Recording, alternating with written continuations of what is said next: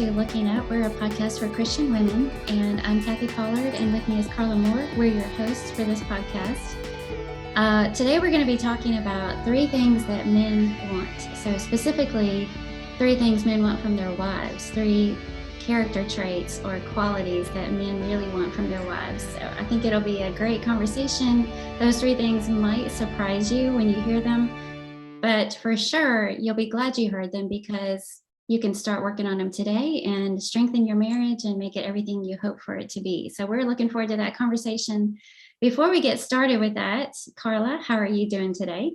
I'm doing great. That sounds so mysterious and intriguing. Good. I'm on the edge of my seat waiting to hear what they are. Well, you already know what they are. Yeah, true. That's true. But you can pretend like you don't know. Yeah. I mean, 3 things that men want. Breakfast, lunch, and dinner. Oh, yes, for sure. Mm-hmm. Yeah. I can think of other things. I can think of lots of things, actually. Yeah. So our husbands are probably interested in hearing what we have to say about these. Are they going to hold us to it? Listen, they don't get to listen to this one. Okay. Yeah. I think we should say, husbands, if you're listening, tune out. You think they pay attention to you? Mm-mm. Of course. Wouldn't yours? You know it? No. This will be the one he listens to. Oh, man. Has John only listened to 1 episode? That's the only one that I know of. Yeah. And it was because we were driving from Denver to Austin. And so he kind of was a captive audience and listened to it with me. He's just, I know he's very supportive of it and he's excited about it, but he's just got other things on his brain. Of course. Like, Israel artifacts and Tel Hatzor and Caesarea Maritima and all those things. There's just all kinds of Israel stuff swirling around in his head right now. Cave exploring. Yeah.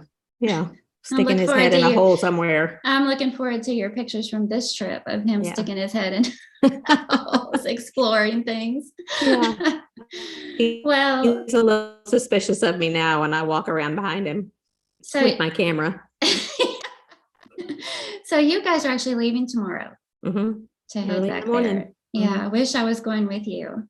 I know. I wish you were too. It's so much fun when we get to do that together. But we're going to go a couple of days early. We like to get there a little bit early before the groups because it just helps to have everything, to make sure that everything's set up and the hotels are ready and the guides ready. And it honestly, it kind of gets us away from the jet lag a little bit too, so that we're ready to go when everybody gets there. So we're excited.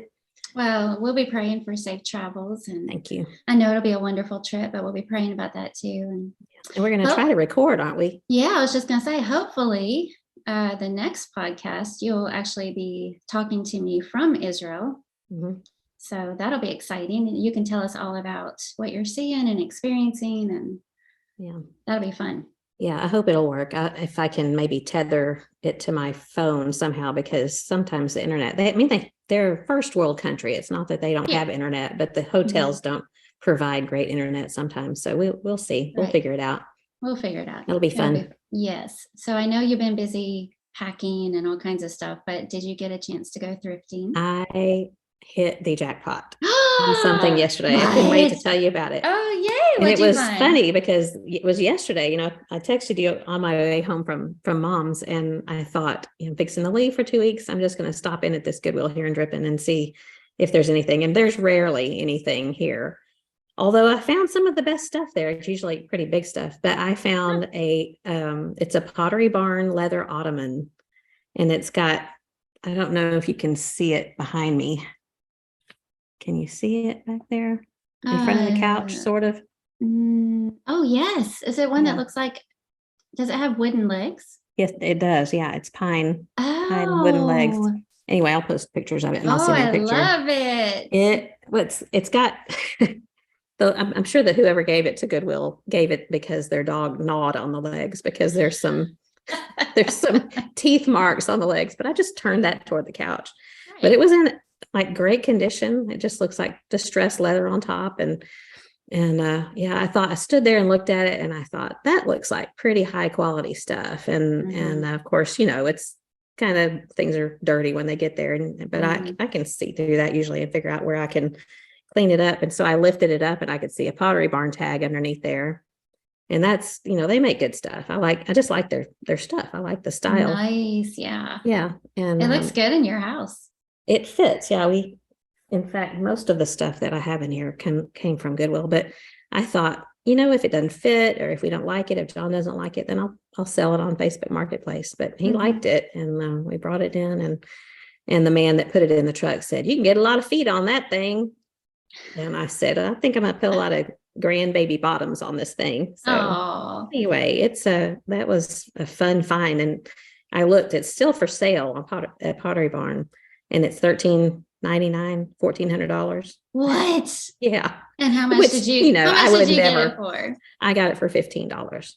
Wow. Yeah. You're I was so super amazing. excited. Well, it's just one of those things that you have to just stop in every once in a while and look and see what they have, and just kind of, walk around and keep your eyes open, and if something doesn't look like it's all that great quality, it might be. So you just have to lift things up and look. So.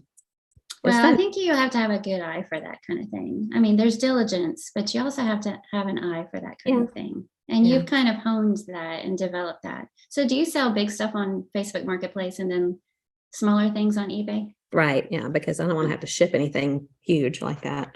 Okay. But it does make I think we talked about this before. It makes your audience smaller because it's local, but still, it's a $1,400 by the time you add taxes and stuff. Somebody paid $1,500 to begin with, which I could never imagine paying that much for it anyway. But I could probably turn around and sell it for $200-$300. So it's fun.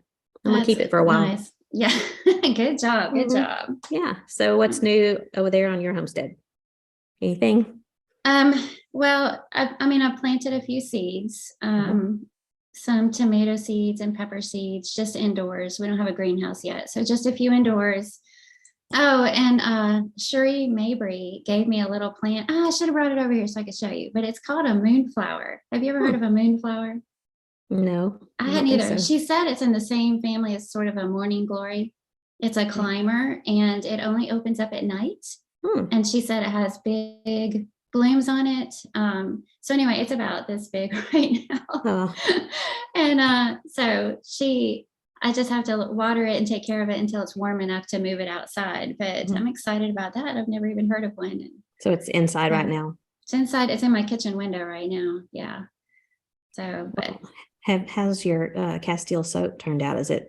You said something last week about it, you were a little bit wondering if it's going to dry your skin out. Yeah, I think it's going to be okay because I've used it every single day and my skin's not tight or dry, not at all. So I think the ratio is good on that. So thanks for asking. Yeah, well, I was going to save me a sample.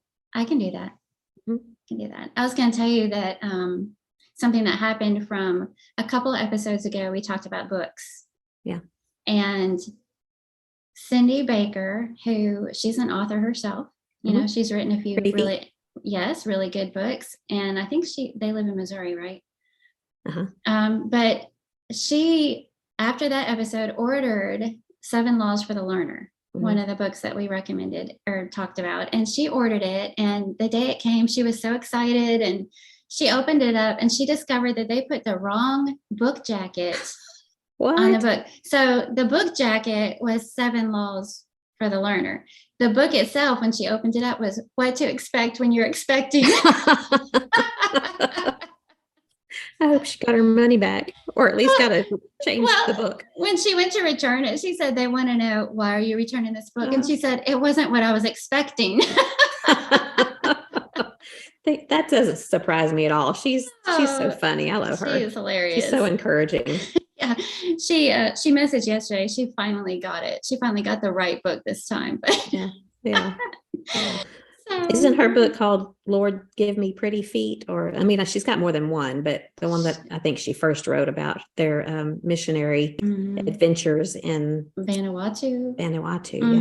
Yeah, and she's got one about the heart, and I think her most recent one is Spiritual Weigh-In. It's really good. Yeah, she's sweet. But I asked you if I could share that because I thought that was hilarious. And and it's your turn. Oh, it's my turn. Yeah. Do you have anything to say? I was going to ask ramble. you. No rambling. You don't ramble. No palavering. No palavering. Have you had a crumble cookie? No, but Neil has. Somebody gave one to him for his birthday this year. They gave him just one? Yes, it was big. Yeah. I mean, you can break it into four good sized cookies, but Yeah. that's what I did this past weekend was my birthday. And we had lunch with Micah and Courtney and Livy. Of course, just Livy is the one I'm the most interested in. I love you, Micah and Courtney, and Lori and Frank, which they're Courtney's parents, but Livy was the one I was interested in snuggling with. But afterwards, we went over to Crumble Cookies. And that's kind of a new thing. I had never had one before. This back when John was in the hospital a couple of years ago, the Pogues, Byron and Christy Pogue, brought us dinner one night, and they brought a big box. It had 12 cookies in it. And if you've never had a crumble cookie, it's just a new cookie company, kind of like the Great American Cookie Company, but these are not big cookies. They are big, but about the size of your hand, maybe not quite that big. But they brought us a big sampler box full of those cookies, and those lasted for, I don't know, 4 or 5 days. Of course, there's boys here who are eating them, but they change their cookie flavors every week. So they always have two of the same. One of them is like the classic sugar cookie, and one is a chocolate chip cookie, but they change their flavors every week. And this week, the flavors are sea salt toffee. Oh, yeah. It's a delicious infusion of toffee and milk chocolate chips topped with a dash of sea salt. I can see myself eating one of those. And then they have lemon poppy seed, and I love lemon poppy seed cake. So that's good. Then they have a monster cookie, which is the peanut butter chocolate and oatmeal all in one cookie, and then a Texas sheet cake cookie that I could go for. I could go for one of those and a raspberry cheesecake. Anyway, I just wondered if you had one of those, and if they had one in Bowling Green. We do have one in Bowling Green, but I've never been there. I've never had one. Yeah. So you're saying I need to check it out, huh? Yeah, I think so. Maybe on a day that you're not counting calories, because it was funny. I looked on the website just to see what their flavors were this week, because they change all the time, and it showed that the calorie count was only 160 calories for one. And cookie? I thought, for a cookie, and then of course it said per serving, and it's like 4 servings per cookie. Oh, that makes more sense. I know, but that's dirty. I hate it when they do that. When they say it's only 100 calories. Of course, you can only have one bite, but yeah, the serving size is this big. Yeah. Makes you just enough to get angry. Just enough to want more. But I had one of those. Last week, the flavor that I picked was mint chocolate, and it was just a chocolate cookie, and it had a spread of mint. It looked like the Thin Mint cookies, the Girl Scout cookies, and then it had chocolate on top of that. So I just finished it off today. I made it last. Yum. That sounds really good. Yeah. What else do you have? Okay, well, I'm going to announce here and now our grandparent names. Oh, finally. Finally. We have finally decided. We have cleared it with the family. Neil's, we've pretty much known from the beginning because he's been Pops since college. Yeah. So I've heard Carl call him that lots of times. Yes. And so I am going to be called Bibi. Oh, that's cute. Thank you. And Bibi is Swahili for a grandma. So I've made it kind of, I wanted something that sort of had meaning for us, not just like pull this out of the air and I've decided I'm going to be this, So I've made 8 trips to Tanzania, and we have a lot of Africa stuff. The necklace I wear every day is Africa with Tanzanite on it. So anyway, we ran it by the family, and we're like, what do you guys think? At the risk of exasperating you all, this is what we want. We want to be Pops and Bibi. So they all loved it. Carl put "love it" in all capital letters, so that made me feel good. And so anyway, finally, now it's a done deal. And we know. Still it will depend on what Rich ends up calling you. True, that's true. Because what if he says Baba or something? You'll love whatever he says. Then I will be Baba or Bobo or Boo Boo. I bet he'll be able to say Bibi. Yeah. So that's how I end up being Yaya, because I was supposed to be Lolly. I had picked Lolly, and I think I've told you before that the kids didn't love it. Yeah, love it. Yeah. The big kids. Big kids. My kids, yeah. But I wanted to be Lolly, and so that's what I called myself until Jackson was about, I don't know, 16, 18 months old. And I have a video actually of when the first time that he said it, he called me Yaya because he couldn't say lolly. It came out Yaya. So I am Yaya. So it's funny cute. that you decided on that because I was talking with my friend Bonnie this week about your grandmother's name. I don't remember how we got on it, but she asked me, well, what is the state bird and the state insect for Kentucky? And something, I think the honeybee, is the honeybee the state insect? I don't know the state insect.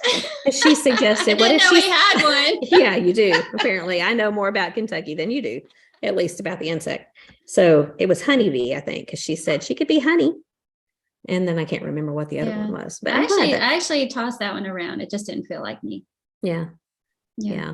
Well, I'm glad. It's taken a while, but I like it. BB. Pops and BB. That's right.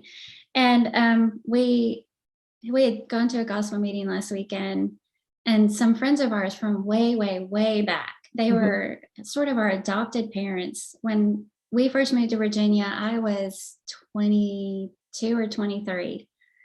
And they kind of took us under their wing, and we had a baby at the time, and they became, our kids' adopted grandparents. So Dave and Kay? No, this is Gary and Sandy Soul. Okay. And we've always called him Big Gary, so it wouldn't be confused with our Gary. So Big Gary and Sandy Soul. So they had us over for an early dinner Saturday night. And we were just catching up with them. And they told me a couple of stories that I've never even heard before about our own children. And, that happens when your kids leave home. You hear things usually from them that you never knew about. And most of them, you're like, oh, how did you survive? Something about a picnic table and floating it in a river. And all the things. But anyway, Sandy told us that, and I got Dale's permission to share this. Sandy told us that when Dale was still in diapers, he was walking around, he was still in diapers. She was the church secretary. And so he walked up to her desk. She said she could tell by the way he gripped the desk with his hand and the look on his face, he was kind of staring off, that he was dirty in his diaper. And so she said something to him about it. Dale, do you need a new diaper, or do you need to go to the bathroom? I can't remember exactly what she said, but she said he looked at her and said, leave Dale alone. Dale. That literally ever since then, that's been a saying in their household. And leave Dale alone? Well, they say Big Gary says it. Oh, it was Gary. It was Dale. No, I'm confusing with it was Dale that said it, but Gary Soul says that now. And ever since then, whenever Sandy says something to him, he'll say, leave Gary alone. Oh, and you told Dale. I told Dale I said, would it absolutely mortify you if I shared this story on the podcast? And I wrote down his response because he said, Dale doesn't mind. Now, please leave him alone. I'm not surprised at all. Dale with his witty ways. I know. And then she also told us that they were the ones that when we had Dale, they came to our house. They stayed with Gary while we were at the hospital. And then when we had Carl, they stayed with Gary and Dale while we were at the hospital. And they said that when Carl was being born, apparently we make our oatmeal thicker than they make theirs, because she was making oatmeal for them. And Gary, who is, little, I don't know how old he was, I guess 4 or 5, somewhere around there, said, I don't want to be rude, but I don't think you know how to make oatmeal. She's telling me this now. Yeah. I'm like, well. And what is that, 30 years ago? And now you're all Gary, embarrassed from 30 years ago. I know. So anyway, those little stories, they just never die. It just, as a parent, you continue to hear things. You continue to learn things that you never knew. So. Yeah. Well, my middle son, Jake, texted me a couple of days ago, or maybe it was yesterday. All he said was Bridge of Spies over You've Got Mail, with a bunch of question marks after it. He was like dumbfounded that I picked Bridge of Spies over You've Got Mail. And I said, she picked that one. And I said, have you even seen Bridge of Spies? And he wrote back, the GOAT is the GOAT, no matter who or how many pick. So GOAT, greatest of all time. Right. Yeah. And he said, yes, I've seen Bridge of Spies, good movie, but You've Got Mail is the GOAT. So he agrees with you. Well, of course. Yeah, of course. Mm-hmm. I told you we hadn't seen that. So Neil said we should watch Bridge of Spies. And we Mm-hmm. pulled up the trailer. I think it was just last night. We pulled it up. We're sitting there watching it and I went, we've seen it. So you didn't even remember it? No, I'm watching. I was going, oh, this looks awfully familiar. And then the more it went on, I was like, oh, we've seen that one. Mm-hmm. It didn't make much of an impression on you then, huh? Well, Neil texted me and he goes, what about? And he starts mentioning all these movies. She didn't mention this one or this one or this one. Mm-hmm. I didn't even know there were that many Tom Yeah. Hanks movies. And I was like, well, she could only pick one. Yeah. Well, I picked 3, So, but you did. You broke the rules. I did.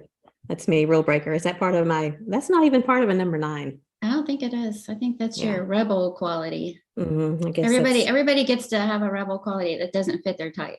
Okay. That's my new rule. Rule breaker. I like that rule. Thank you. Mhm.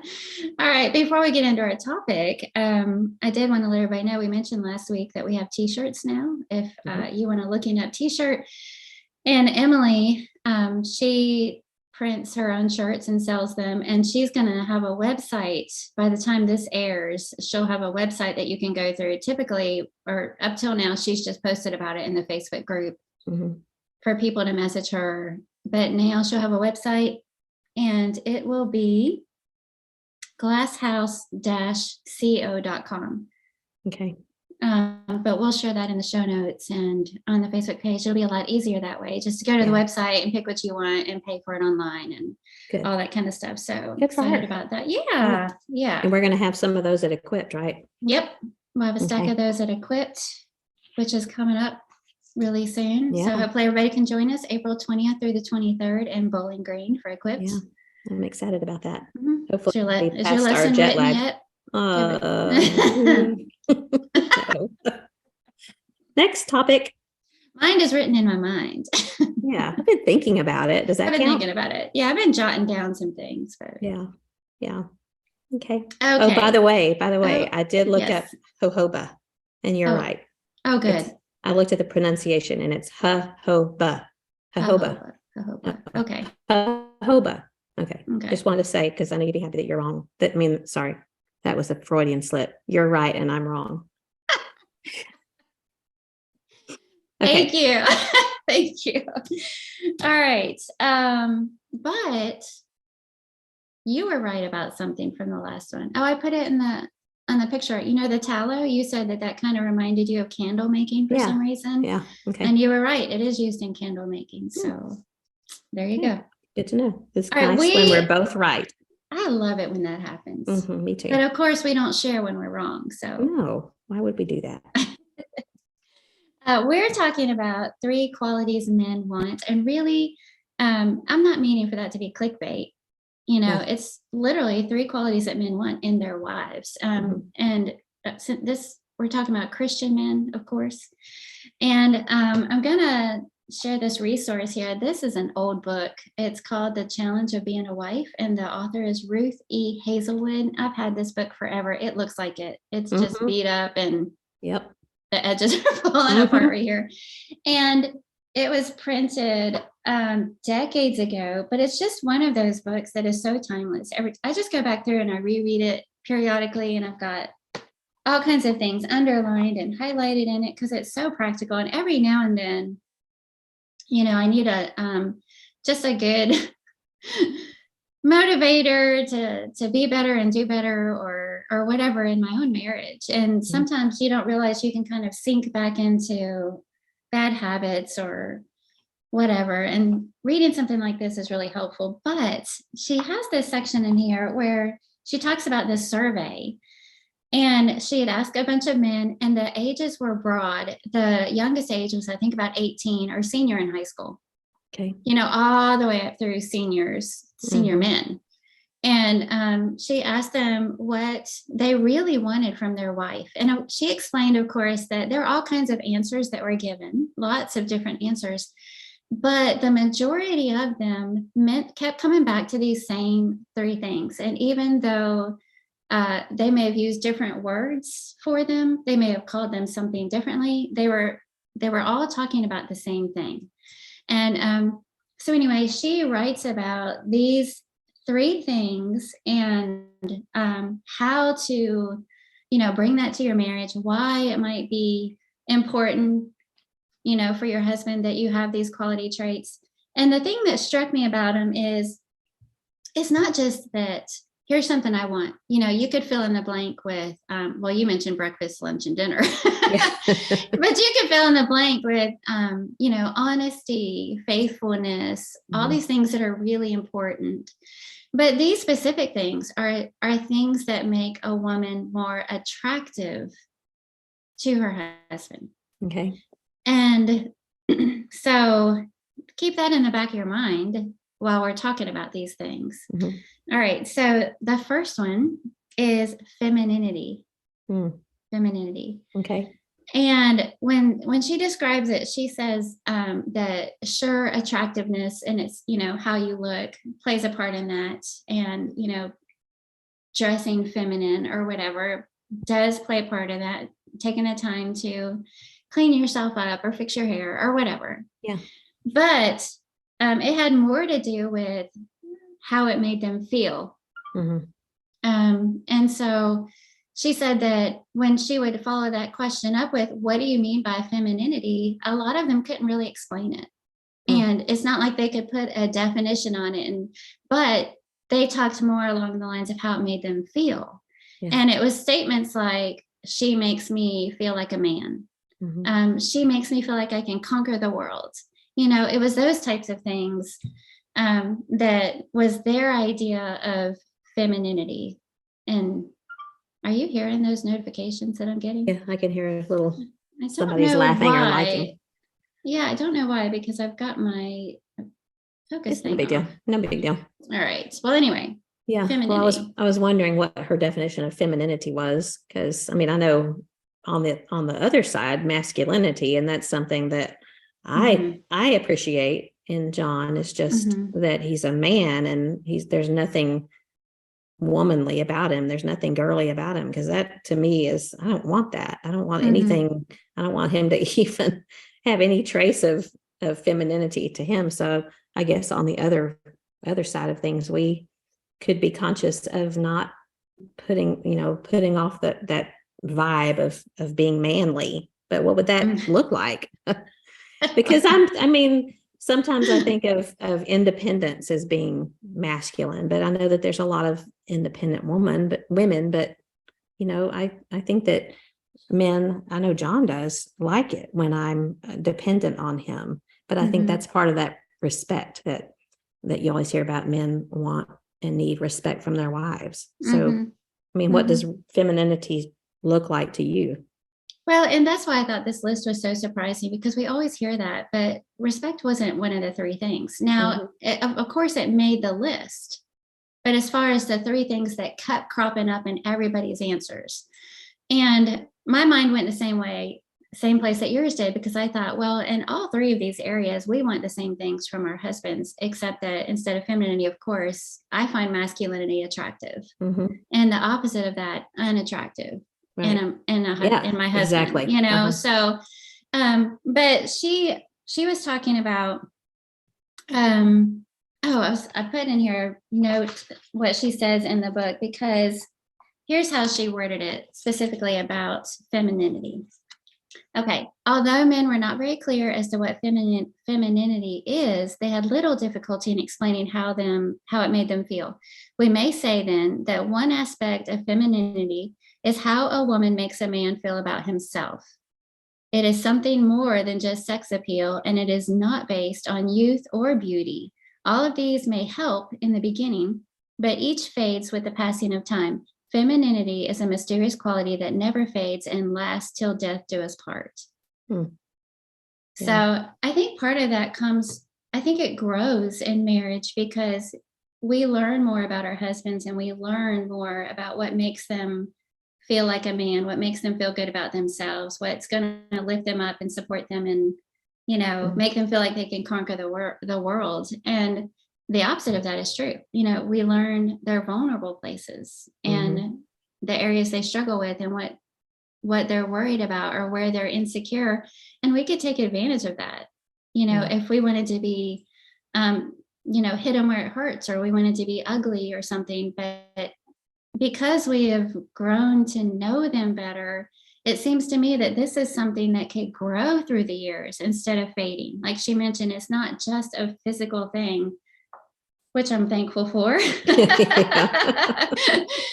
So that means we can grow in our femininity the longer we're together if we are using that to make our husbands feel like a man, And that's such an unpopular thing to talk about in the world today, Yeah. just it almost, and I hate this because it almost makes me uncomfortable because the world has impacted me to say, to talk about things that men need and femininity and how, because, now John went to the doctor this week and there was 6 different, it wasn't just male, female, it was male, female, non-binary, transgender, and I don't remember the others, but there were 6 different choices. And it's just, we've lost our minds because it does not make any sense. And it always makes me think of, remember that child's fable, The Emperor's New Clothes, and how he's walking around without anything on and everyone's acting like he has something on because everyone else around them says he's wearing, oh, he looks so handsome in his robe, because we're just going along with what the world is saying. And why is it surprising? It shouldn't be surprising because God told us that good would be called evil and evil good, and things just get topsy-turvy. But femininity, we can stand out now because there's so little of it. It seems like there's so little femininity. That is such a good point and so true. And I know that this would have been a topic for conversation at the time this book was written, which I don't think I gave the date. I almost hesitate to do that because I don't want people to tune it out. It's 1977 is when this book was published. But I know it was a topic of conversation then, even, just embracing your femininity, be thankful that God made you a woman, bring out the best of your woman qualities instead of feeling, I think the problem is maybe sometimes we equate that with, like you say, a lack of independence or being a doormat, or this means I Weakness. Have to walk around dressing like a 1950s housewife. That is not what this is all about. Yeah. And I really do think that it is important that you keep yourself looking nice, take care of yourself and, brush your hair, shave your legs. Yeah. But that it does have more to do with how we treat our husbands. And because, like she says, it all goes back to how we make them feel about themselves. And we know we have that power. Yeah. And we know how to wield it for good or ill. And I know what some people are thinking while we're talking about this I'm assuming motives, but I'm quite sure that there's some that are thinking, well, what about him? Why do I have to make him feel a certain way? And that's a topic, and that's another one of those character traits, kind of like what we were talking about last week, that we're so quick to say, well, what about this? And what about that? And what about what he's doing and he's not doing? And if we would just have the mindset of doing what we know we need to do, all we can control is ourselves. And maybe I'm taking this in a direction that we don't need to take it, but I just know that it's not a popular thing to talk about what we should do in order to make our husbands feel like a man. It's just not a popular thing. Like you said, it's kind of, you think of a 1950s housewife, but yet it's biblical to uplift and uphold and encourage and have the proper role in a marriage that God wants us to. And as with anything else, when we do something God's way, it just works better, because look at the world, things are not going so well, but yet we think that the modern way of doing things is better, or at least the world thinks that. So we need to learn how to be feminine. Well, I think that's a good way to put it. We need to learn all over again and teach our daughters how to be feminine. And I think you're right that there's this kickback. People automatically go to that defensive, but what about him? But what about him? And why can't we just trust God's plan? Yeah. And if we act how we're supposed to and we behave how we're supposed to and trust God to take care of our husbands and his heart and his situation. But the whole point is, well, actually, I think she even covers this in the book where she talks about if you continue to show and demonstrate love, you will be loved in return. I mean, that's just that's a little bit of a different topic, but that's kind of how it works. If you're showing agape love, and is that easy? No. It's self-sacrificial. It's self-sacrificial, and that's never easy. That is hard. But what happens when you do it? You are loved in return. And I haven't gotten to the point yet where I don't care what Neil thinks about me. Yeah. And we've been married for 30 years. And I hope I never get to that point. I hope I always care. I hope I always want him to find me attractive and be attracted to me as a person.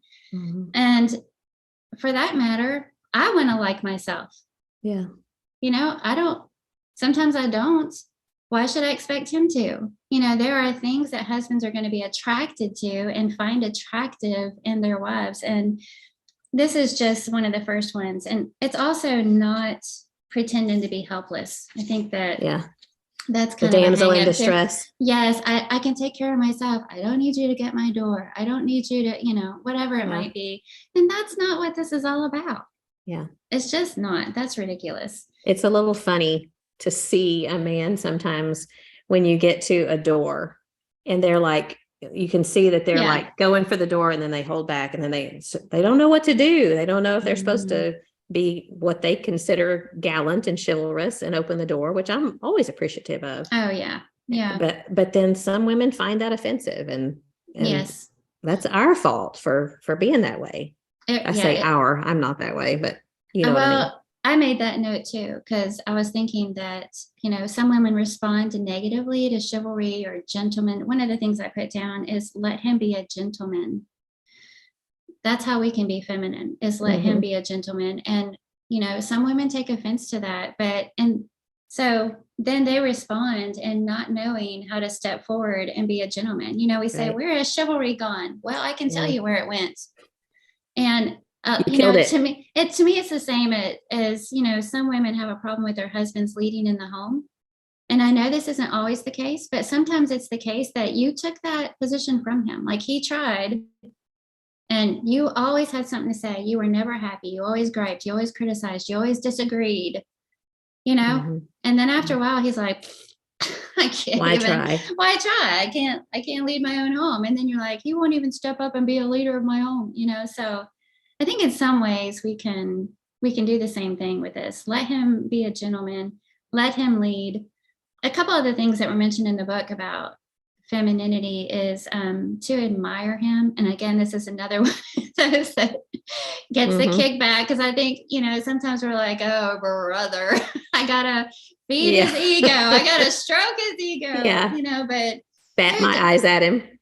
Who doesn't want to be admired? If you're honest, who doesn't want to be admired? But when was the last time you just took the time to do that? You certainly did it. We certainly did it when we were dating. And we left him with no doubt that we admired him and thought he was all that. And they find that attractive, of course. And so admire him with your eyes when you see him, when he first gets home, with your words. This may be too much information, and I'm thinking before I say it, but sometimes when I look at John, there's times when I'm looking at him and he'll say to me, you really do love me. Oh, yeah. And I think to myself, do I not look like that?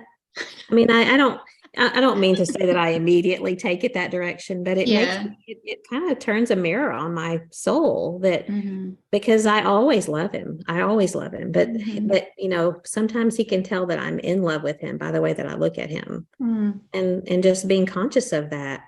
And it's important to him. And because his love language is words of affirmation, and he gives that to me because that's important to him. And so that to me is a word of affirmation from him. And I need to be better about doing that with him. But I need to be conscious of, I wrote something about this for Come Fill Your Cup. Actually, I think it was the first thing I wrote for them. that it's called The Good, the Bad, and the Ugly. And I just talked about how important it is, like you just said, still 36 years, 37 years later, to be attractive to him. I want him to think that I am pretty and attractive to him. But have you ever walked past a mirror and looked at yourself and gone, ooh? Every day. No. You don't. But when you look at my resting face, yes. Yeah. And then it got me to thinking about social media, and here I am going chasing a rabbit, and we can pull it back in a second. But you know, okay. Sometimes you look, if you know someone who normally is just kind of sour looking, but on social media, they're all smiles. It's, again, you know, it's that highlight reel versus the what you really are like. And it's just good for us to be conscious of what we look like to our husbands, and how they see the admiration in our eyes and in the way we treat them. Well, and life happens. We're not going to say, you think about the googly eyes that happen when you're dating. We're not saying that life is always going to be like when you're dating. This is just a reminder that there were things that your husband found wildly attractive about you when you were dating, and he might miss some of that, you know. And I loved how you put it. You know, there are sometimes that just the way you look at John reminds him that you love him. You know, he can just tell by the way you're looking at him, and it's just something to be mindful of. It's so easy to get caught in a rut, and forget to take the time to do something like that. By the way, we're married to the same person. Yeah, we are, because last week we discovered that they're both type 3. John's love language is words of affirmation, and so is Neil's. Yeah. Well, we already knew that. I mean, in a lot of ways there. Do you remember that there was one time, one of the Israel trips, when I got pictures of them both doing the same thing over and over, like they were both at different points standing up on a fence looking over into some area, and they're just pretty much the same person. Standing over the map. But they're good men. They are good men. You're right. I mean, we need to work more on that and grow in it. And what is so funny to me that we resist it, but yet it benefits us. Like you said, we're the ones that we will benefit from it if we will pay attention to it. Yeah. Another thing that was a part of the femininity is to be confident in your womanhood. And I think that this is so interesting, because there are times probably in each of our lives, I hope I'm not the only one, that struggles with insecurity over this or that. Maybe it's weight gain. Maybe it's I really failed in something or botched something or whatever it might be. There are times of insecurity, and that's going to happen. But this idea of neediness and constantly needing, you know, reaffirmation and all that kind of stuff. Be confident in your womanhood. Don't be whiny or needy, but quietly self-assured. And I wonder what that looks like. Yeah, well, I feel like when I read that, I can think of people, you know, that do carry an air of just quiet confidence, and it makes you feel good to be around them, you know. And I don't know, I thought that was good fodder to think about and chew on for a little bit. I wonder, maybe we should ask John and Neil. What do you like it when I'm confident? I don't know if I am, though. Am I confident? Do I look confident today? I don't think so. I don't think that's what it's talking about. It means you got to wake up and look at yourself in the mirror in the morning and go, you are number one. No. No, not at all. Try that. I'll try that. No, I think it is. It's just the opposite of neediness, you know, maybe clinginess or neediness or whatever. Just assurance and confidence in your own womanhood. You know, I think that comes across in a woman when she's confident in her femininity. And I think that quality trait by itself is attractive. Yeah. So it's probably something along those lines. And then, and the last part about it was, remember what drew you to him in the first place. To be drawn to those things and point them out. And I think that is attractive and makes us more feminine also. Yeah. Do you have Yeah. anything else about the femininity before we go into trait number 2?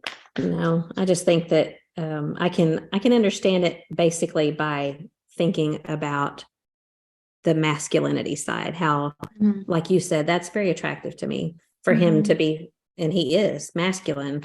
Mhm. And that's not maybe a popular word. This whole topic may not be, but I love that he has calluses on his hands because he's outside doing things. He's not weak. He's strong, and I love that he's not afraid of banging. And this is kind of silly, but he's got scratches and things that because he's busy and he's active and he's manly. So I guess what I'm saying is it helps me to think about femininity by thinking of the reverse for me, how attractive that is, that he is masculine. So I want to be that on the other side for him.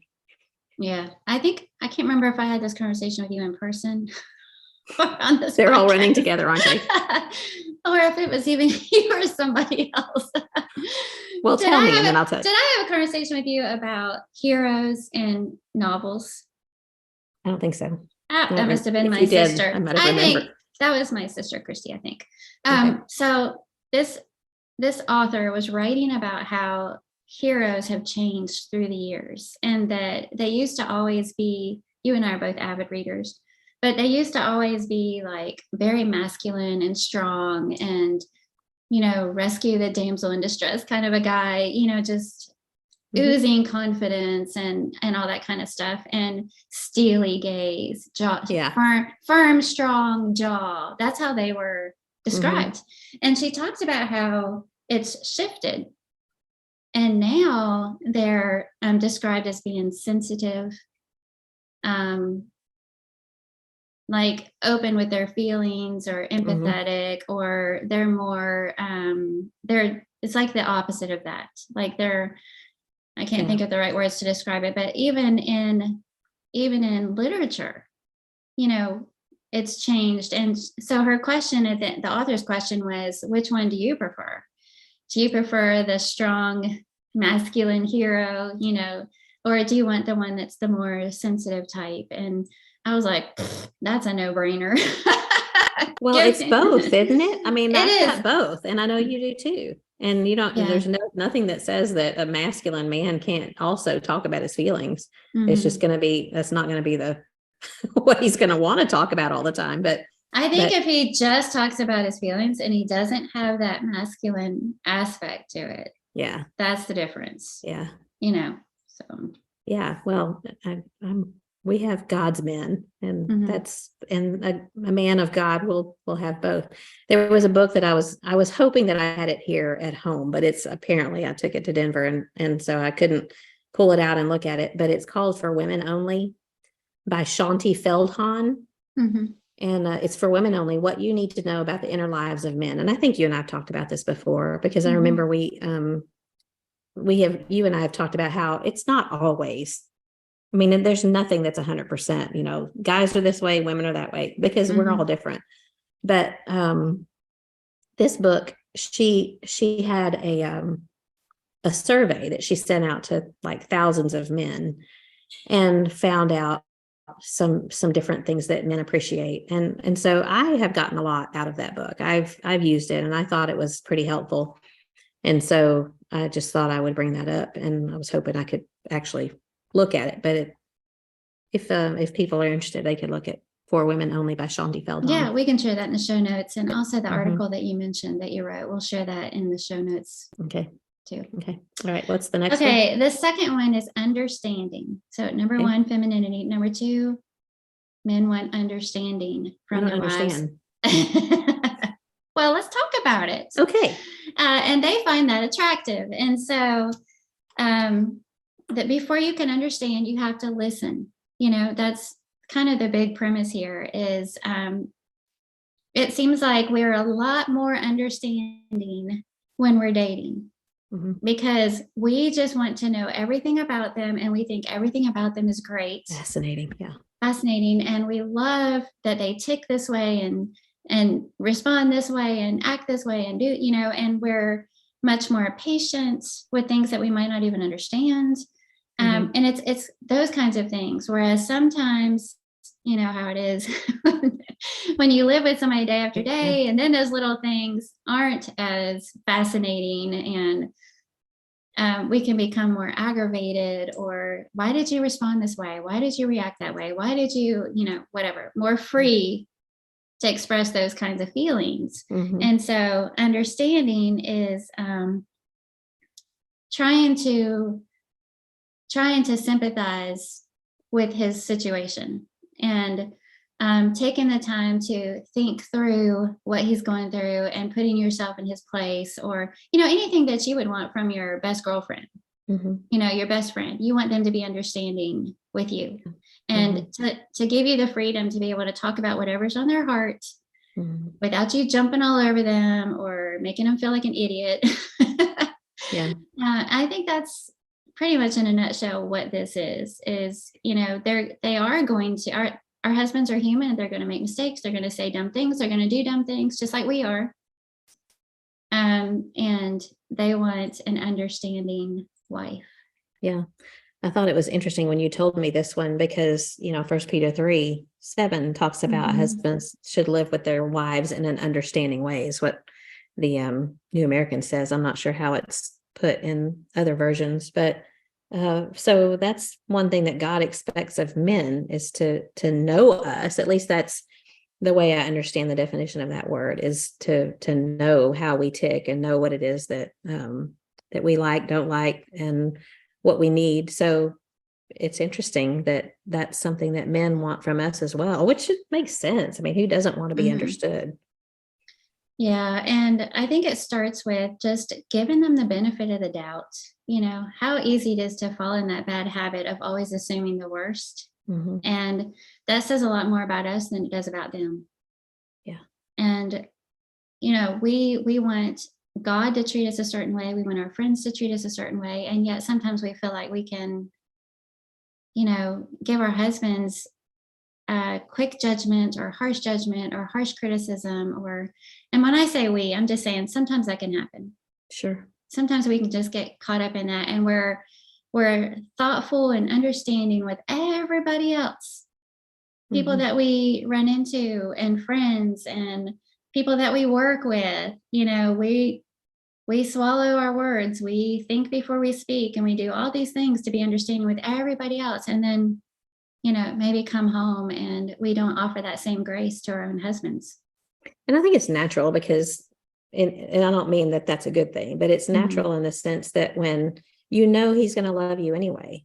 Yes. But still, it's, and I think that in some ways we have the right to expect that, because he's promised to love us until death do us part. But it's not right. It's just the way we fall that way. And have you ever noticed that I'm sure it's something you've noticed about me when the four of us have been together,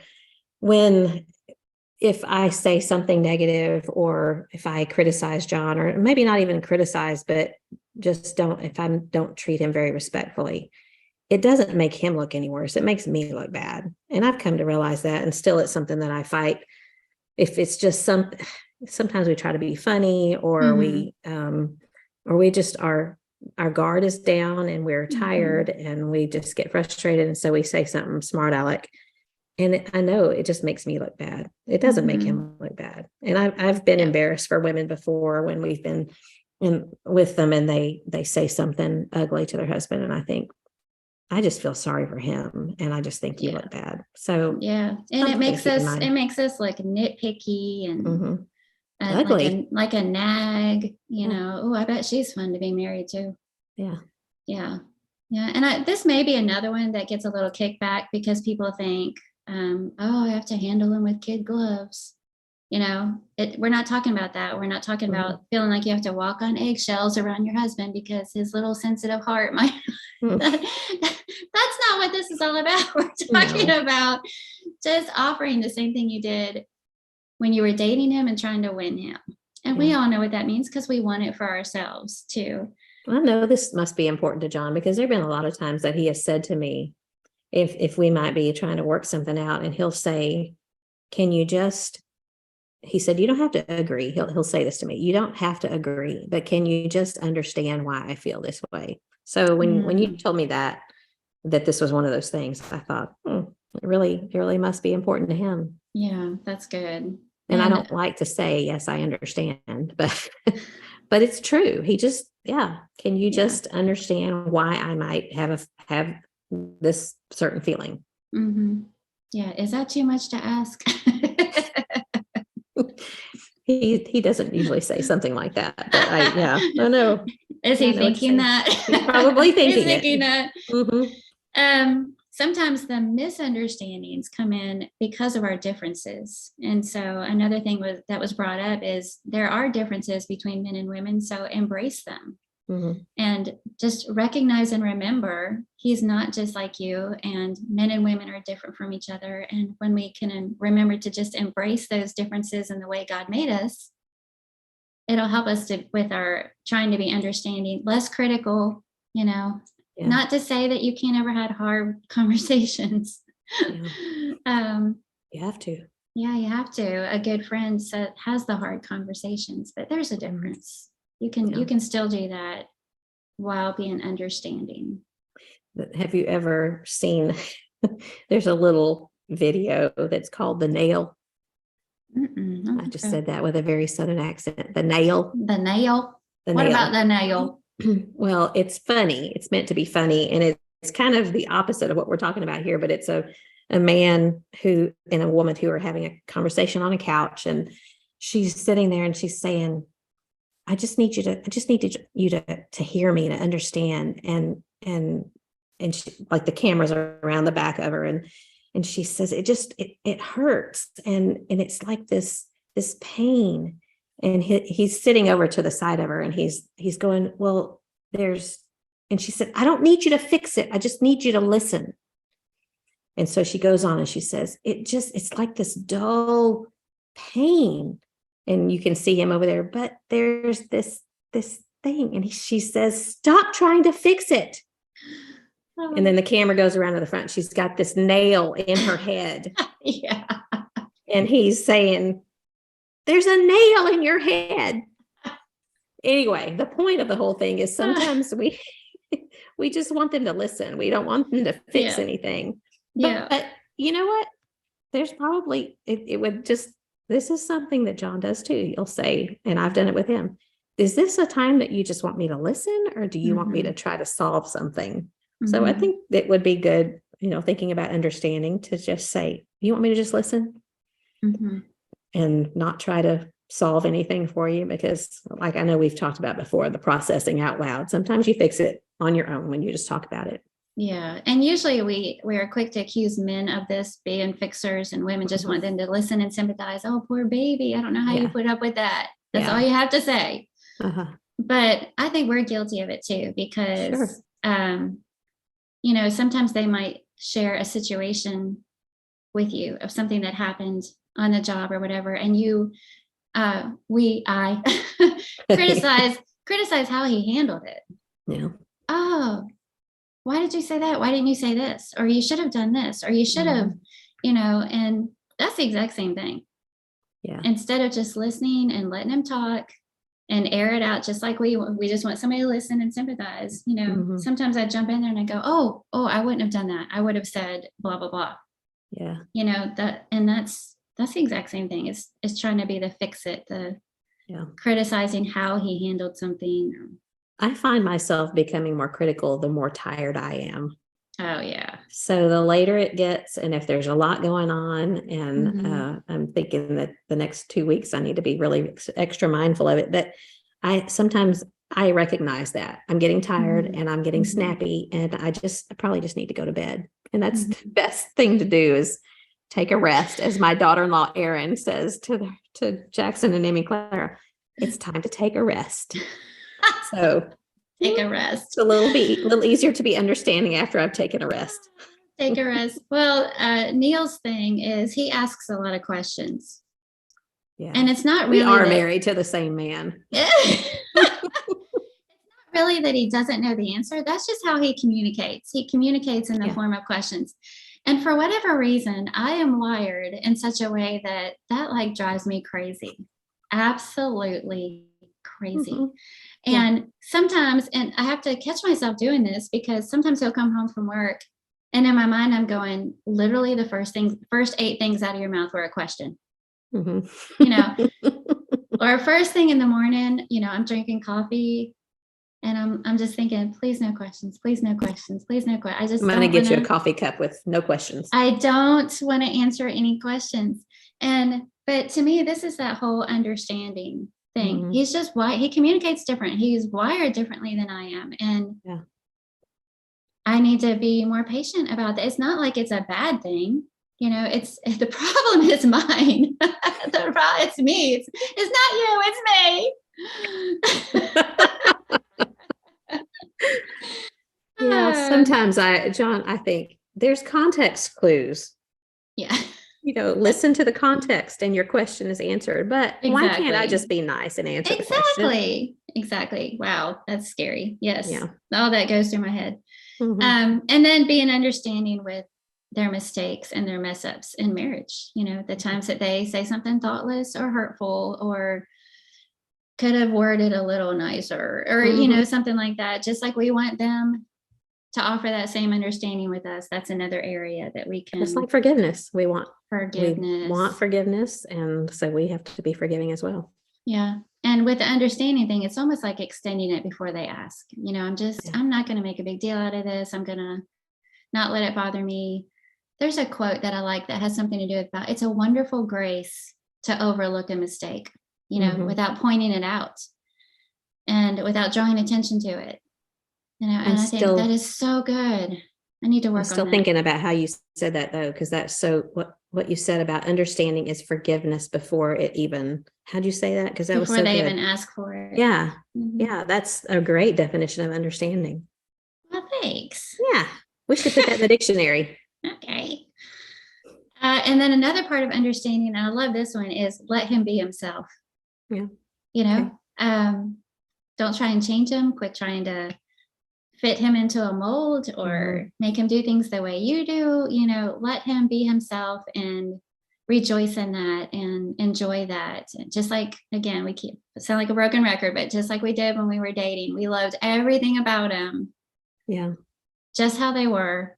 And that is very attractive. I can understand that. Giving somebody that freedom to just be themselves without any criticism, but to say, I love you just the way you are. Why wouldn't that be wildly attractive? Yeah. So I think that's part of that too. I think it opens the door too, when we are that way, when we're naturally accepting and complimentary, for them to at some point say, is there something that you think I need to work on?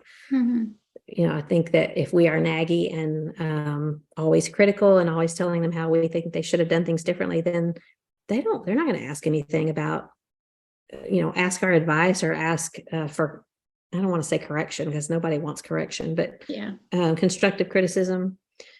But I think if we naturally are always complimentary and encouraging and understanding whatever, then they're going to want to know our opinions about things that might need to be changed. When you were talking, it reminded me of my niece texted me, my niece Lauren. She's been married, I want to say 3 years probably now, but she sent me a link to a book and I have not read it, but it's called Finding the Hero in Your Husband. And she said it's a really good book. It has helped change my mindset on marriage in a good way. And she's been recommending it to her friends. So it's something that I want to look into. It says it's Finding the Hero in Your Husband, Embracing Your Power in Marriage.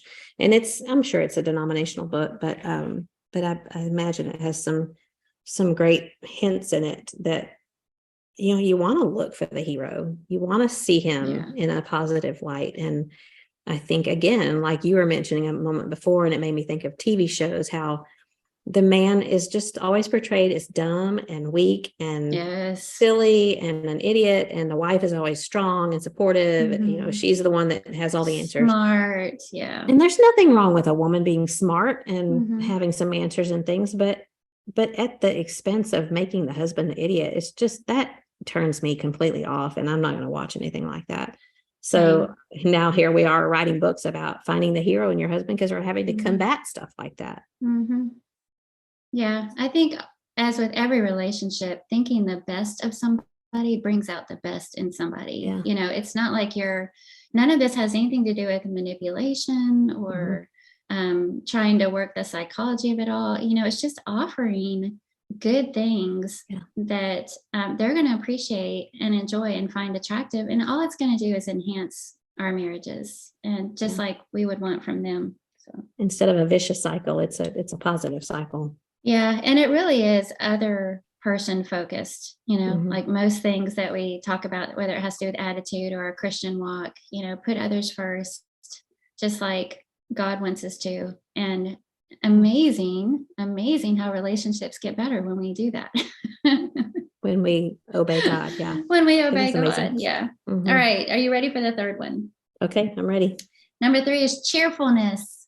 I know. Got to work on this one. All right. I'm going to quote somebody. They said, pouting is so unattractive on everyone. Do you know who said that? That may have been me. That was you. Yeah, you said that. That's one of my favorite quotes because I think you said it in a class that you were teaching at the Bear Valley Bible Institute in the women's program. And I wrote that down and I've shared it on Facebook a few times. Pouting is so unattractive on everyone. Man, I can be so good at it. Or so good at pouting. Yes. Our thing is, if something happens and I get upset and we're in the car, I look out the window. And Neil will be helpful. Like, Neil will say, "What's wrong?" "Nothing." You're looking out the window. "I'm just watching the scenery go by, Neil." He knows I do the same thing. He knows better. Cheerfulness. And it kind of goes back to what you brought up earlier. What does your face look like? You know, what does your face look like when he first walks in the door? And we all know that you can have had a rough day. The kids could have been driving you crazy, you know, and all that kind of stuff. But what does your face look like when you first see him? I always think about, through the years, Neil has done this thing where he pops up on me unexpectedly. You know, if I'm at the grocery store and he knows it. There have been times when he's just shown up, like he'll walk around the aisle when I'm least expecting it. And to me, that's the litmus test. What does your face look like in those moments? You know, when he first walks in the door, when you first see him across the room, when he first gets to the same building that you're in, how does your face greet him? And it's really such a simple thing. Does it really take a lot of effort to put some cheerfulness or joy in your greeting or here's one of those personality things, you know, because I have struggled with that. Like he wants me to be cheerful when he comes home. Now we're together most of the time now, but used to when he would come home from work. And like you said, if the kids have been driving you nuts or whatever, and you're just glad that someone else is there to help you out with the craziness that's going on. But like you said, too, is it really that hard just to say, "I'm glad you're home"? Why can't we just do that instead of, "What took you so long?" But instead, "I'm so glad you're home," and laugh about it. Choose to laugh instead of, to me, that's part of cheerfulness, is laughing rather than just being so cranky and ugly. Yeah, I have that on my list here, is just focusing on the joys in life, being able to laugh at yourself. That's a big one. Yeah. Especially if you have a pride problem. Especially if you're a type 1. Do you make light of inconveniences? You know, how about when you're put out or inconvenienced? How do you respond in those times? And do you have a sense of humor? You know, did you used to have a sense of humor and you've squashed it?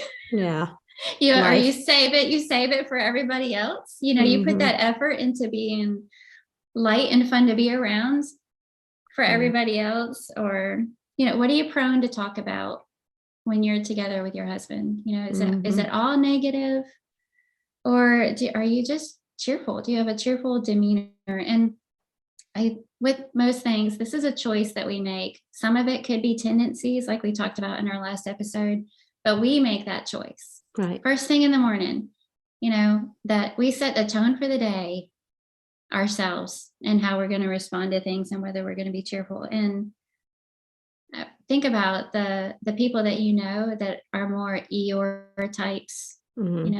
How fun is it to spend time with them?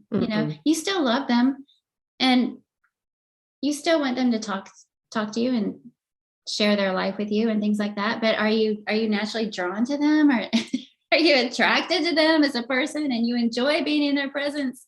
Probably not. No. Probably not. No, but I think there are people that's where they get their joy, which is so warped, really, if you think about it. They find joy in being down because it's a habit. I think, again, we've talked about this before, but it's a habit to talk about your problems and get you attention. It's negative attention, but yeah. Yeah. Have you ever thought about the another story about a man and a couple going for counseling, and the woman says he'd rather be with the dog than with me.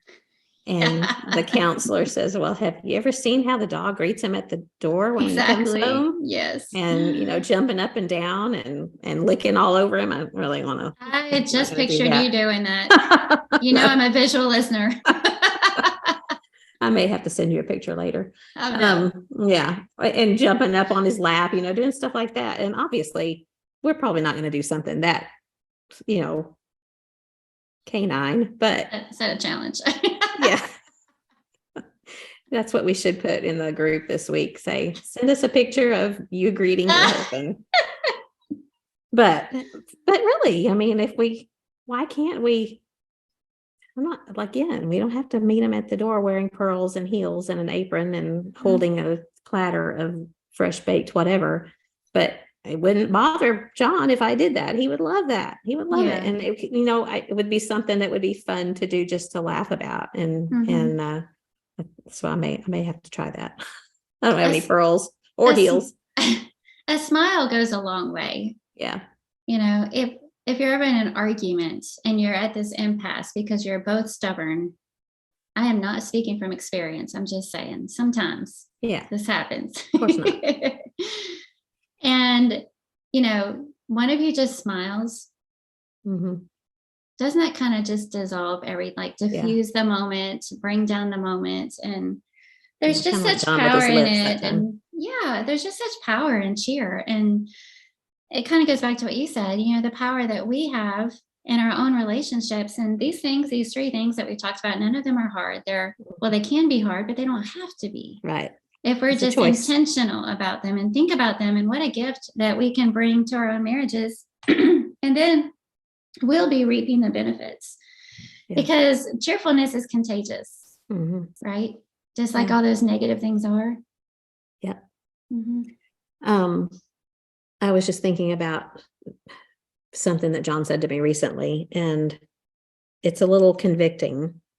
It's a lot convicting, actually. But, I grew up in a Christian home, and I've always, since I was very young, been a Christian, and I've known all the right answers, most of them anyway. And I've not necessarily been someone that was rebellious and did things, I've lived a pretty tame life, but I haven't always had my own faith. And it's really pretty recent. And I hate to admit how recent it has been, for me to develop my own faith, but pretty recent. And John has said to me recently, like within the past 3 or 4 months, he said, "You're just happier now." Oh. And I am. And I guarantee I'm not saying this to bring any praise of any kind, because I'm convicted by the fact that it took me this long to figure it out. But again, being in the Word and being someone who is wanting to know how God wants me to be, and surrounding myself with people who have a mind that is interested in spiritual things. And there's just so many things like that impact our minds and our hearts. And it has that effect that it makes you happy. Mm-hmm. You can't help but be happy no matter the circumstance in life. And I also want to say too that there's probably, and I'm sure that there's younger women. I don't know how many younger women listen to us, but you and I both remember those years of child rearing, and it's tough. Mm-hmm. And Yes. it's you kind of, there's a disconnect between you and your husband because there's so much going on with the kids, and it's Mm-hmm. demanding, and they're touching you all day long and pulling on you and saying mom, mom, mom, and you have to take them here and make sure that everyone's in bed and they get out of bed in the middle of the night. And even just thinking about, when you go to bed at night, you don't know if you're going to get sleep or not. So that's a tough time. Yes. But it's not always going to be that way. Yeah. And you have to hold on. So, the understanding and the cheerfulness and the femininity at different stages in your life is going to be harder. Mm-hmm. And so I think you and I both would say this is not something that you're going to perfect. And we're not going to perfect it even at this stage in our life, but it will get easier. It will get easier. Well, and I think what we're striving for is the big picture. Obviously we're going to have bad moments. And the way it was worded in the book was actually, the third one is, she called it a happy disposition. Okay. Which is a good way to put it, because it makes it seem like the big picture, the overall picture. Overall, I generally try to look on the bright side of things. That's what I should be striving for, and thinking about cheerfulness. And there are going to be times when you are just dog tired because you've had no sleep. And, or maybe it's a trying time, you're in the middle of a trial, and, we're not, like you say, suggesting that this is a constant high. I don't think that's what they're even talking about with cheerfulness, but a tendency to have a happy disposition. And it's biblical. Proverbs 17:22, a joyful heart is good medicine. And Proverbs 15:13, a glad heart makes a cheerful face. So again, what does your face look like? And if you are having a hard time and you can't find an obvious reason, if you do tend to lean toward being just grumpy all the time around your husband, maybe it would be worthwhile to sit down and think about it and pray about it. See if you can figure out the root cause. See if you can have a heartfelt conversation with your husband. We're talking about things that he wants and things that he finds attractive, but it would also benefit you too. It'll benefit us if we work on these three things, and especially the cheerfulness. Joy is a fruit of the Spirit, Galatians 5:22. And I think also I have watch for triggers, because I mentioned to Neil with his questions thing. I have triggers. I know what they are. I know it can tend to set me off, or it might be weighing yourself first thing in the morning. All of a sudden feeling less cheerful. Is it bad weather? I've noticed that on sunny days I feel way more optimistic and like I can do things, and then on overcast days I'm like, it does affect me. So be aware of those things, and so we can be more intentional. Your children's messes, what are those triggers? So but those are the three things. Do you have anything else on any of those? Femininity, understanding, and cheerfulness. Be that way, huh? Just be it.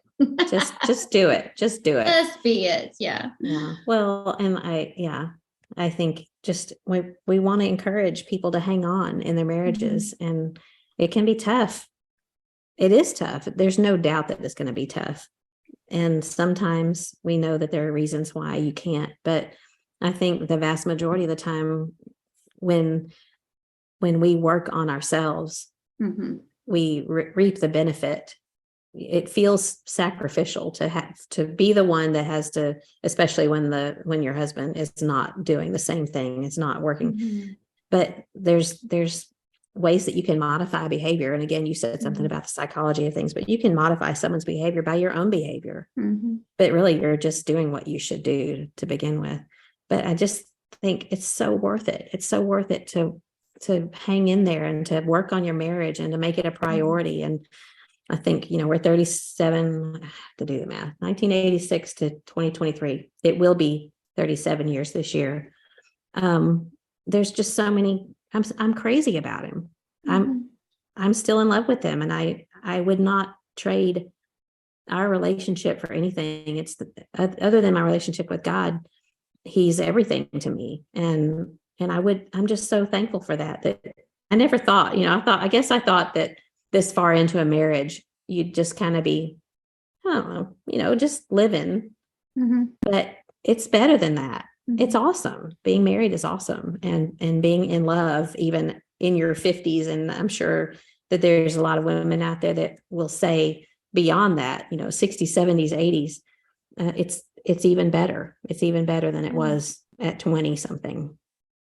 Well, and you can have a solid marriage without these three things. Mm-hmm. I think especially as Christians that take God's word seriously, and they're, till death do we part, committed to each other, and they can be good for each other in a lot of ways.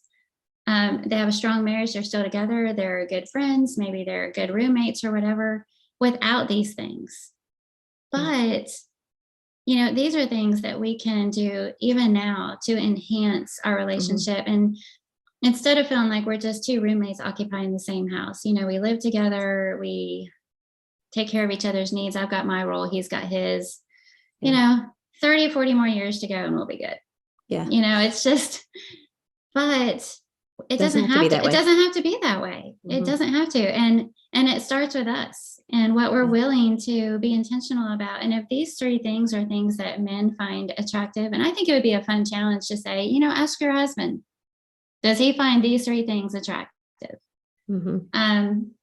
Then why wouldn't we want to do that and make our marriage everything that it used to be or that we hoped it would be? Yeah. And when you do ask that question, be prepared for an answer. And have the mindset that you want to hear what he has to say, and not to just be prepared and be ready to be accepting and to be cheerful about it. And maybe it'll open up a conversation that you've been needing to have for a while. Yes. And I'm very thankful for my husband. I feel like we have a solid, strong marriage. But with this conversation today, there's a couple of these I know I need to do a lot better about, and that I need to work on. And I'm glad for the opportunity to do that. It kind of feels like a little challenge. Yeah. What are some ways that I can, well, I don't want to mention the two.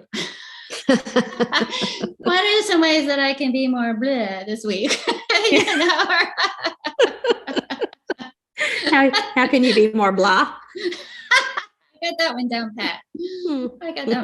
All right. Are we ready to move on to our random question? All right, let's do it. Our random question is, Carla, what do you typically have for breakfast? I told you when you asked this, or when you brought this up, that nobody's going to like me anymore. They're going to think I'm gross. All right. And wait, what was it I said? They're going to think I'm strange. And you said, you are strange. Did I say that? I'm pretty sure you did. I can look back at the text. Oh, that's not necessary. No. Yeah. No, I try to have protein in the morning because I don't eat a huge breakfast. I have my coffee. And so, what I would like to have versus what I do have. What I would like to have is French toast, bacon, eggs with cheese all over them. Oh, yeah. Maybe a croissant and pancakes, grits, cheese grits. Do you like grits? Oh, I love grits. Yeah, grits. Yeah. So I can think of a lot of things that a breakfast taco on top of it. Yeah, I could eat. I could probably eat all of my calories at breakfast. I love breakfast food. Yeah, I do too. Gravy. Oh, yeah. Sausage gravy. Yeah. Yeah. Just with a spoon. Yeah. But anyway, I'm dreaming about breakfast. We digress. What do you digressing? I eat cottage cheese. Really? Yeah. It's funny that you asked this question, though, for because breakfast. I'm very picky about which cottage cheese. Well, it's hard to find a good cottage cheese. It is. And there's one here and there's one in Denver. The one here is Horizon. And I spend a little bit more than, it's not just the usual because if I'm going to eat it straight, I want it to taste good. Right. And Horizon, and I can't find it anywhere. I don't know if there's some kind of something going on with the Horizon company, but I've been everywhere since we've been home looking for it. I've been to all the HEBs, I've been to Walmart, I've been everywhere, and nobody has it. So I have right now, literally, I have 6 different cottage cheeses in my refrigerator because I've been trying each one to find one that tastes decent. It makes And all the difference. It does. You're going to be surprised what I ended up with is just Walmart brand.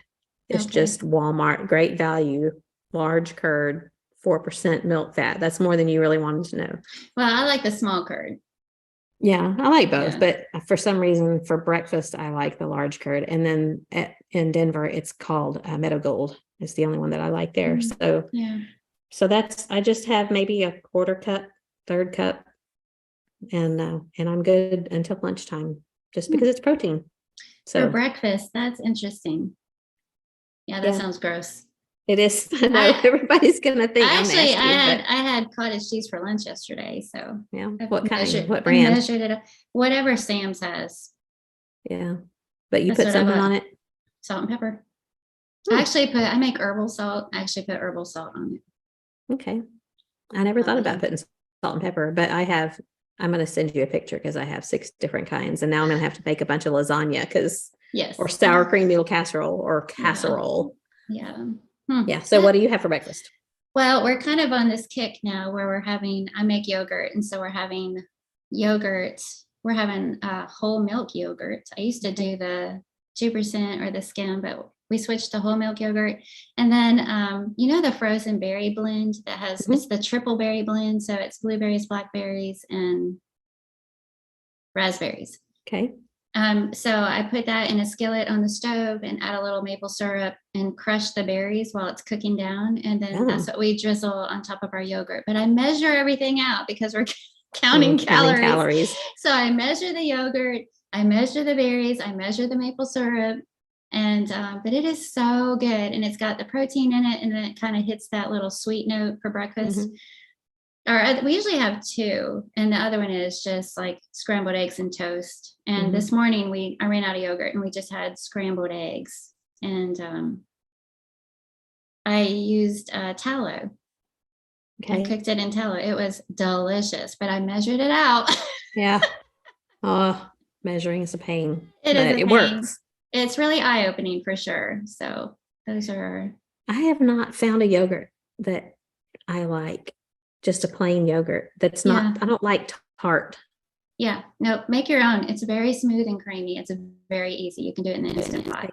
You might need to send me a recipe. Yeah, for sure. I mean, your Instant Pot will have the recipe in there because there's a yogurt button. So it doesn't taste tart at all? No. Because that makes me. It is very mild, and you can make it regular yogurt by eating it. You just chill it overnight when it's done and eat it the next day. It's like regular yogurt, or you can make it like Greek yogurt by straining it and letting the liquid whey come out of it. So you've mentioned straining a couple of times. Are you using cheesecloth?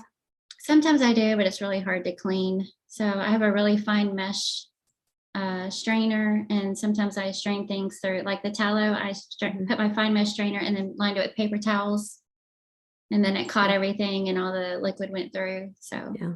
Okay. But I don't strain my yogurt. I leave it like regular like yogurt. It all depends. Do you want more calcium or do you want more protein? If you want more protein, make it Greek style. If you want more calcium, leave the whey in there. Okay. Probably would be going for more protein. Just for the feeling filled. Yes. Something that I went through a phase for a long time was to have scrambled eggs with feta cheese in it. I mean, I did that for breakfast. I got that from you. We've done that some because of you. That's my favorite, but it takes longer than just opening up the carton of cottage cheese. Anything. Yeah, that's good though. It's delicious. Yeah, it is. Okay.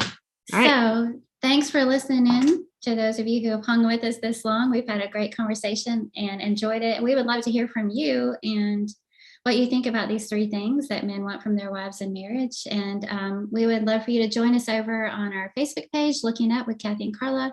On Instagram, we do a lot of interaction over there. We share a lot of extra things and pictures and have a lot of fun. So check it out. And until next time, hopefully, Carla, I'll be talking to you in Israel. But until next time, Keep looking up. Keep looking up. Take care. I love Bye. you. Love you Bye. too.